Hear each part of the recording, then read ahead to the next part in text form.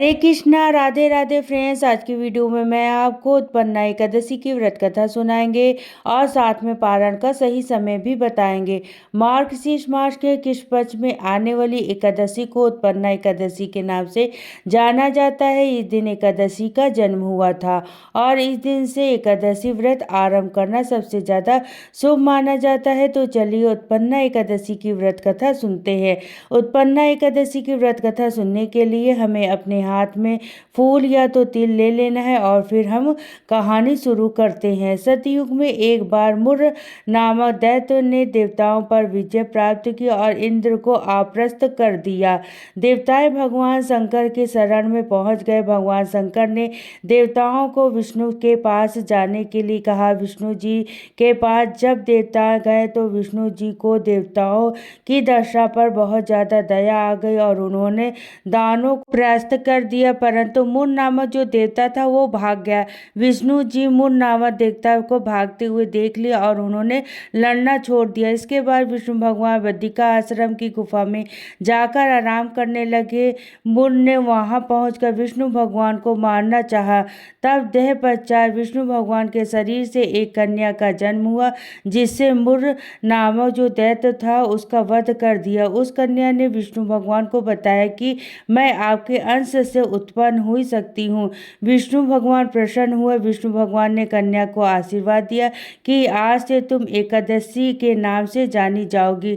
तुम संसार में माया जाल में उलझे हुए मोह के कारण मुझसे विमुख प्राणियों को मुझ तक पहुँचाने के लिए सक्षम होगी। तुम्हारी आराधना करने वाले प्राणी आजीवन सुखी रहेंगे। ये कन्या आगे चलकर एकादशी माता कहलाई और इस दिन से एकादशी का जन्म हुआ। एकादशी व्रत आरंभ हुआ वर्ष में 14 एकादशी में। ये एकादशी ऐसी है जिसका महत्व में अपूर्व है और जो सबसे बड़ी एकादशी मानी जाती है। एकादशी व्रत आगे और आरंभ करना चाहते हैं तो उत्पन्ना एकादशी सबसे शुभ दिन होती है। उत्पन्ना एकादशी का व्रत पूजन करने से जाने अनजाने हुए पापों से मुक्ति मिलती है। सभी संसारी सुखों को प्राप्त करके मनुष्य अंत में वैकुंठ धाम को जाता है।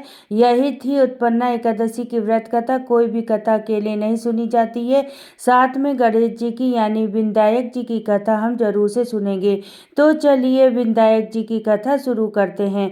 एक बार एक गांव में गणेश जी का मेला लगा था। सब लोग मेले में जा रहे थे तो एक छोटी सी लड़की ने मेले में जाने के लिए जिद कर ली। अपने घर में माँ से बोली, माँ मैं भी मेले में जाऊंगी। उसकी माँ बोली, नहीं बेटा, बहुत ज्यादा भीड़ होगी, तुम कहीं गिर पड़ जाओगी, तुम्हें चोट लग जाएगी। लेकिन नहीं मानी, बोली नहीं माँ, मैं मेले में जरूर जाऊंगी। छोटी सी लड़की ने हट कर ली तो उसकी माँ ने 2 लड्डू और 1 घंटी पानी देकर कहा, बेटा 1 लड्डू और पानी गणेश जी को, बचा हुआ लड्डू और पानी तुम्हें। 1 घंटी पानी और 2 लड्डू लेकर वो लड़की मेले में गई। आकर गणेश जी के पास बैठ गई और बोली, है गणेश जी, 1 लड्डू और पानी तुम्हें, बचा हुआ लड्डू और पानी मुझे। ये कहते कहते सुबह से शाम हो गई। मेला बिछड़ने लगा था। सब लोग वापस जाने लगे थे, लेकिन लड़की वापस नहीं गई। उसी जगह पर, जब तक गणेश जी लड्डू खाकर पानी नहीं पिएंगे मैं तब तक नहीं जाऊंगी।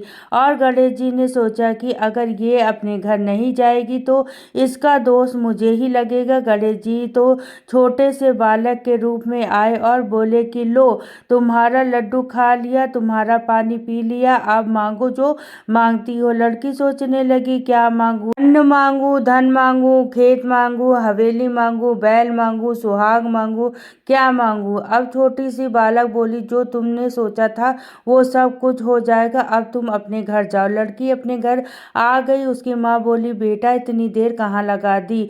बोली, माँ आपने ही तो कहा था कि गणेश जी को लड्डू खिला के पानी पिलाकर आना। मैं गणेश जी को लड्डू खिलाकर और पानी पिलाकर आई हूँ। जैसे ही लड़की ने अपनी बात पूरी की, उसके घर धन से भर गए और जो लड़की ने सोचा था वो सब कुछ हो गया।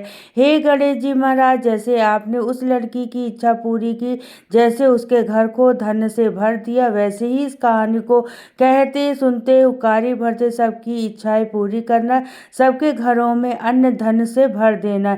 यही थी गणेश जी की कथा। इस तरीके से उत्पन्ना एकादशी की कथा पूर्ण होती है। कथा सुनने के बाद जो आपने फूल और तिल लिया था वो भगवान के चरणों पे आप समर्पित कर दीजिए। फ्रेंड्स, उत्पन्ना एकादशी की ये व्रत कथा आपको कैसी लगी? फ्रेंड्स, कमेंट करके जरूर बताइएगा। आप पारण का सही समय आप नोट कर लीजिए। फ्रेंड, 2025 में 15 नवंबर को हम यह व्रत करेंगे उत्पन्ना एकादशी का, और पारण करेंगे हम 16 तारीख को सुबह में 9:10 से लेकर 10:19 तक हमें अपने व्रत का पारण कर लेना है। तो इस बार पारण का समय थोड़ा से देर से है, तो आप इस बात का ध्यान रखिएगा कि पारण हमेशा अपने शुभ समय पर ही करना चाहिए। इस उत्पन्ना एकादशी की व्रत कथा आपको कैसी लगी कमेंट करके जरूर बताना। और अगर ये वीडियो आपको पसंद आई हो, वीडियो आपके लिए थोड़ा भी यूजफुल रहा हो, तो प्लीज़ वीडियो को लाइक कर देना और चैनल पर सब्सक्राइब कर लेना। फिर मिलती हूँ किसी और वीडियो में, तब तक के लिए जय श्री कृष्णा, राधे राधे, हरि बोल।